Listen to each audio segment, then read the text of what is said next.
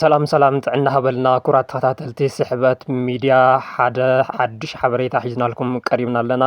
ፕረዚደንት ጊዜያዊ ምምሕዳር ትግራይ ጀነራል ታደሰ ወረደ ኣብ እዋናዊ ጉዳያት ኣድሂቦም ሎሚ 13 ሚያዝያ 2018 ዓ.ም መግለፂ ሂቦም ኣለዉ።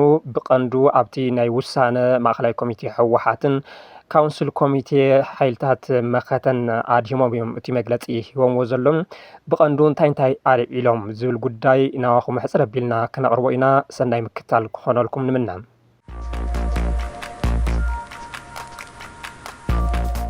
ፕረዚደንት ታደሰ ወረደ ኣብ ዝሓለፉ 3 ግዜ ንሚድያታት ቆፂሮም እቲ መግለፂ ከም ዘናውሕዎ ዝፍለጥ እዩ ወይ ድማ ዝዝከር እዩ።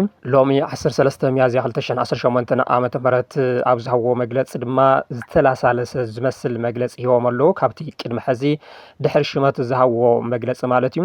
ብቐንዱ ውሳነ ማእኸላይ ኮሚቴ ህወሓትን ካውንስል መኸተ ሓይልታት ትግራይን ተደራዳርቲ ውዕሊ ፕሪቶርያ ካብ ምዃኑ መጠን እቲ ዝወሰንዎ ውሳነ ክኽበር ግድን እዩ ኢሎም ኣለዉ ፕረዚደንት ታደሰ ወረደ። ይኹን እምበር እዚ ውሳነ እዚ ንውዕሊ ፕሪቶርያ ዘፍርስ ምዃኑ ግን ክፍለጥ ክኽእል ኣለዎ። ስዒቡ ክመፅእ ዝኽእል ድማ ኩናት ክኸውን ይኽእል እዩ ኢሎም ኣለዉ ታደሰ ወረደ። ቅድሚ ኩናት ዝነበረ መንግስቲ ናብ ቦትኡ ንክምለስ ምውሳን ንውዕሊ ፕሪቶርያ ዘይምጥቃም እዩ ክብሉ ዝተለሳለሰ ካብቲ ናይ ቅድሚ ሕዚ መግለፂኦም ሎሚ መብርሂ ሂቦም ኣለዉ። ከም ዝፍለጥ ቅድሚ ሕዚ ካብ ኣዲስ ኣበባ ብቀዳማይ ሚኒስትር ኣብዪ ኣሕመድ በይናዊ ውሳኔ ተሸይሞም ምስ ተመለሱ ኣብ ዝሃብዎ መግለፂ ብጠርዓርዕን ብተሃዋኽን ዝፈርስ መንግስቲ የለን፣ ኣነ ድማ ብኣኽላባት ፌስቡክ ካብ ስልጣነይ ኣይወርድን ኢሎም ምንባሮም ዝዝከር እዩ። ኣብቲ ናይ ልማዓንቲ መግለፂ ግን ዝተለሳለሱ ቃላት ዝተጠቐምሉ ኩነታት እዩ ተፈጢሩ ዘሎ። ፕረዚደንት ጊዜያዊ ምምሕዳር ትግራይ ሌተናል ጀነራል ታደሰ ወረደ ኣብቲ ናይ ሎሚ መግለፂኦም ማእኸላይ ኮሚቴ ህወሓት ቅድሚ ኩናት ዝነበረ መንግስቲ ናብ ቦትኡ ንክምለስ ዝተወሰነ ውሳነ ነቲ ናይ ፕሪቶርያ ስምምዕነት ውድቂ ዝገበረ ኢሎም እዚ ውሳነ ናይቲ ተፈራራሚ ኣካል ውሳነ ምዃኑ ዝሓበሩ እቶም ፕረዚደንት ነዚ ስዒቡ ድማ ክመፅእ ዝኽእል ኩናት ከም ዝኸውን እዮም ኣመልኪቶም ዘለዉ። እቶም መማረፅታት ክልተ እዮም፣ ኩናት ምቕፃል ወይ ድማ ሰላም ዘላቒ ዝኾነ ሰላም ምምፃእ እዩ ኢሎም ኣለዉ። ኣብ ከይዲ ስልጣን ምርካብን ዘይምርካብን ውጥጥ ክህሊ ከም ዘይግባእ እዮም ገሊፆም።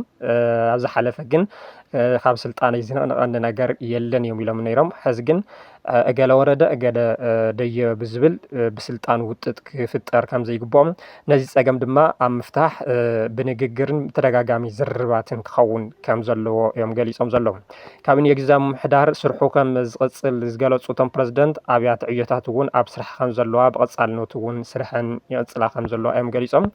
ይኹን እምበር ድሕሪ ብመንግስቲ ፌደራል ጊዜያዊ ምምሕዳር ትግራይ ፃንሒቱ ክነዋሕ ዝተመሓላለፈ ውሳነ ኣካል ተደራዳሪ ውዕሊ ፕሪቶርያ ዝኾነ ውድብ ህወሓት ነቲ ውሳነ ከም ዘይተቐበሎ ዘዘሓኸሩ እቶም ፕረዚደንት ኣብ ከተማ ኣክሱም ማእኸላይ ኮሚቴ እቲ ውድብን ካውንስል መኸተ ኮሚቴ ሓይልታት ትግራይን ዝወሰንዎ ውሳነ ከም ዘኽብሩ እዮም ገሊፆም ዘለዉ።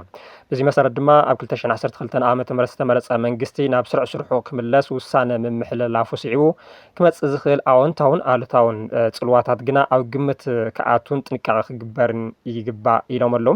ስለዚ ነቲ ውሳነ ናይ ማእኸላይ ኮሚቴ ህወሓትን ካውንስል ኮሚቴ ሓይልታት መኸተን ከም ዝተቐበልዎ እዮም እናገለፁ ዝርከቡ። እዚ ተኾይኑ ድማ ካብ ሓላፍነቶም ክወርዱ ኣለዎም ማለት እዩ። ምክንያቱ እቲ ውሳነ ንሱ እዩ ትብል ትሕዚ ዘሎ ጊዜያዊ ምምሕዳር ፈሪሱ ቅድሚ 2013 ዓ.ም ኣብ 2012 ዓ.ም ዝተመረፀ ቤት ምኽሪ ተመሊሱ ስሩዕ ዝኾነ መንግስቲ ክፍጠር ኣለዎ እዩ ዝብል ማለት እዩ። ኣብዚ ሕዚ እዋን ኩናት ንምውላዕ ብዙሓት ምክንያታት እኳ እንተሃለውና ህልው ኩነታት ትግራይ ኣብ ግምት ብምእታው ሓደጋ ብዝንክን ኩናት ብዘተርፍን መንገዲ ጠለባትና ብሰላማዊ ከይዲ ብሕጋዊ መስርሕን ፃዕርታት ከነሕይል ይግባእ እዮም ዝብሉ ፕረዚደንት ታደሰ ወረደ። ከም ዝፍለጥ ግን መንግስቲ ፌደራል ኩሉ ነገር ኣፃፅዩ መልሲ ዘይብሉ ኮይኑ ይርከብ። ህዝቢ ትግራይ ድማ ኣብ ከቢድ ስቃይን መከራን ከም ዝርከብ ዝፍለጥ እዩ። ድሕሪ ውዕሊ ፕሪቶርያ ዝነበረ ናይ ምድርዳር ቁመናና ክንምልስ ኣብ ሓድነትና ዝተፈጠረ ክፍተት እውን ክንእርም ግድን ይብለና ኣለዉ እዚ እዋን እዚ ኢሎም። ብርግፅ ትኽክል እዩ።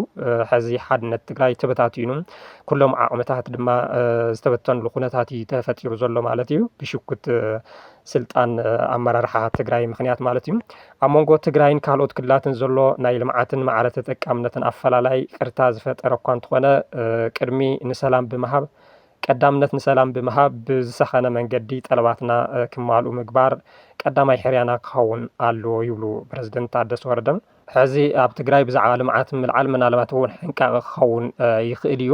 ምክንያቱ ከም ዝፍለጥ ኣብ ካልኦት ከባቢታት ኢትዮጵያ ንትግራይ ዘግለለ ስራሕቲ ልምዓት የካይደሉ እዩ መንግስቲ ኢትዮጵያ። ኣብ ትግራይ ግን ልምዓት ተሪፉ እቲ መሰረታዊ ዝበሃል ሸቐጥ እውን ክኣተሉ ዘይከኣለሉ ኩነታት እዩ ዘሎ ማለት እዩ። ኣብ መሪሕነት ዘለና ኣካላት ናይ ሓሳብ ኣፈላላይ ክህልወና ይኽእል እዩ። ናብ ጎንፂ ከምርሕ የብሉን እዚ ናይ ሓሳብ ኣፈላላይ ቅድሚ ሕዚ ዝሰኣናዮም ዓቕምታትና ከይድገሙ ዘየጣዓስ ውሳነ ክንወስን ይግባእ እዮም ዝብሉ ፕረዚደንት ታደሰ ወረደ። ብርግፅ ብዙሓት ዓቕምታት ትግራይ ተበታቲኖም እዮም። ሕዚ እውን ተመሳሳሊ ነገር ከይህሉ እዮም ዝብሉ ዘለዉ። ምናልባት ፕረዚደንት ታደሰ ወረደ እቲ ኩነታት እንተሓይሉ ናብ ኣዲስ ኣበባ ናይ ምኻድ ሓሳብ ወይ ድማ ሕልሚ ከም ዘለዎም ዘመላኽት እዩ እዚ ሓሳብ እዚ። ኣብ መወዳእታ ፕረዚደንት ታደሰ ወረደ ጉዳይ ተመዛበልትን ላዕላውነት ትግራይን ቀዳምነት ብምሃብ ክስራሕ ኣለዎ ኢሎም ኣለዉ። መን ክሰርሖ ኣይገለጹን ኣብዚ። ምክንያቱም ክሳብ ሕዚ 1 ዓመት ሓሊፍዎም እዚ ዝበሃል ለውጢ ኣምፁን ቅድሚኡ እውን 2 ዓመት ኣይተ ጌታቸው ረዳ ፕረዚደንት ኮይኖም ብዛዕባ ተመዛበልትን ግዝኣት ትግራይን ዝምልከት መፍትሒ ኣይረኸበን። ኣብያተ ዕዮ ኣብ ስሩዕ ስርሐን ክቕፅላ ካቢነ ግዝያዊ ምምሕዳር ትግራይ እውን ኣብ ቀረባ እዋን ተኣኪቡ ኣብዚ ጉዳይ ከም ዝዝትኦም ኣፍሊጦም ዘለዉ። ብኸመይ እዩ ተመዛበልቲ ክምለሱ ብኸመይ እዩ ግዝኣት ትግራይ ክምለስ ዝብል ነገር ግን ዝርዝር ዝሃብሉ ነገር የለን።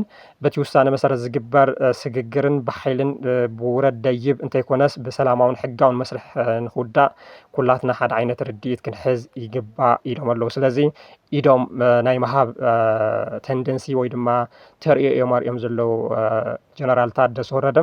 ምናልባት እዚ ብትክክል ካብ ልቦም ዝተለዓለ ድዩ ወይስ ከም ሓደ ወታደር ስልታዊ እዩ ዝብል ነገር ግን ሕዚ እውን ዘተሓታተት ጉዳይ ኮይኑ ኣሎ እምበር ከምቲ ካብ ኣዲስ ኣበባ ተመሊሶም ዝሃብዎ መግለፂ ኣይኮነን። እቲ ናይ ሎማዓንቲ መግለፂ ዝተለሳለሰ ብልዝብ ብድርድር እቲ ስልጣን እውን ክርከብ ከም ዘለዎ ዘመላኽት ሓበሬታ እዮም ሂቦም ዘለዉ ወይ ድማ መብርሂ ሂቦም ዘለዉ። ፕረዚደንት ታደሰ ወረደ ካብ ዝሃብዎ ዝርዝር መብርሂ እቶም ቀንዲ ግን እዚኦም እዮም ዝመስሉ ነይሮም። ስለዚ ተኸታተልኩምና ኣዝና ነመስግን። ቤተሰብ ስሕበት ሚድያኹኑ። ሰላም።